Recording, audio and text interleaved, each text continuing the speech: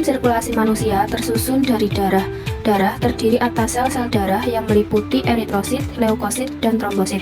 Kemudian plasma darah berfungsi mengatur tekanan osmotik darah, membawa sari-sari makanan, sisa metabolisme, hasil sekresi, dan beberapa gas.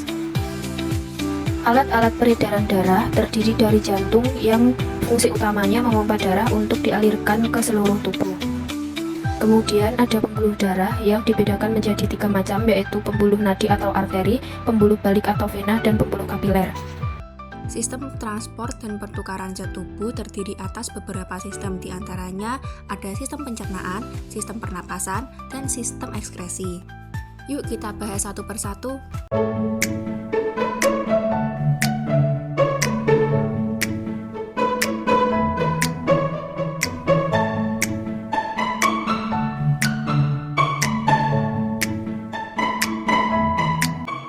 Bagaimana proses makanan dicerna oleh tubuh kita?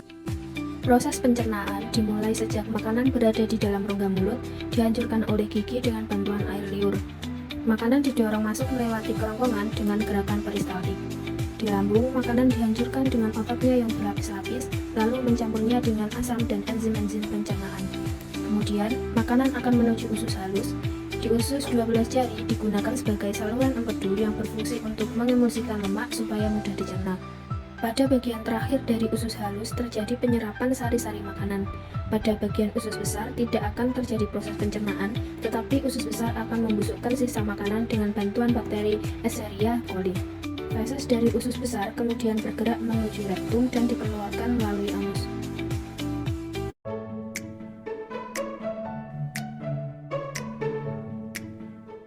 Pada saat berlari, nafas kita akan semakin cepat. Lalu bagaimana proses pernapasan pada tubuh kita?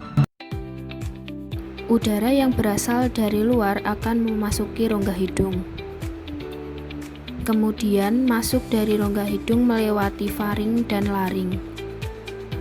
Bergerak menuju trakea yang merupakan organ berbentuk pipa dan terletak di sebagian leher sampai ke rongga dada. Udara masuk menuju bronkus atau cabang batang tenggorokan yang menyediakan jalan untuk udara yang ingin masuk dan keluar dari dan menuju paru-paru. Selanjutnya pada bronkeolus terdapat alveolus yang berfungsi sebagai pertukaran oksigen dan karbon dioksida.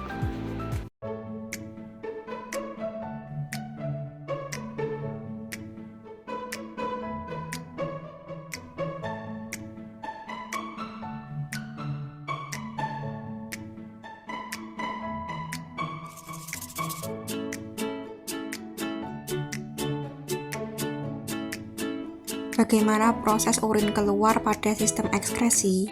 Sistem ekskresi pada manusia salah satunya adalah ginjal. Ginjal merupakan organ berbentuk seperti kacang yang terletak di kedua sisi kolumna vertebralis. Dari setiap ginjal keluar melalui ureter, kemudian dari ureter dikeluarkan melalui uretra. Ginjal berfungsi untuk membuang sisa metabolisme yang mengandung nitrogen dari tubuh dan membuang zat-zat berbahaya bagi tubuh, misalnya bakteri, obat-obatan, dan zat warna. Proses pembentukan urin di ginjal yang pertama melalui tahap filtrasi atau penyaringan terjadi di glomerulus dalam kapsul Bowman, menghasilkan urin primer di mana limbah nitrogen seperti urea, asam urat dikeluarkan dari darah di ginjal. Kemudian, tahap reabsorpsi terjadi di tubulus contortus proximal, di mana jumlah air yang diserap kembali bergantung pada kelebihan air dan limbah terlarut beserta limbahnya. Pada tahap ini menghasilkan urin sekunder yang mengandung glukosa, amonia, dan garam. Tahap yang terakhir yaitu tahap sekresi di tubulus contortus distal. Limbah yang diserap kembali disekresikan ke dalam darah ketika urin mengalir melalui bagian tubular nefron di ginjal. Kelainan transport pertukaran zat pada tubuh diantaranya sebagai berikut. Yang pertama ada sembelit.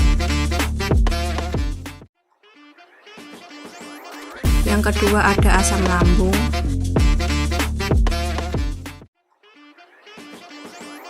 Yang ketiga ada TBC.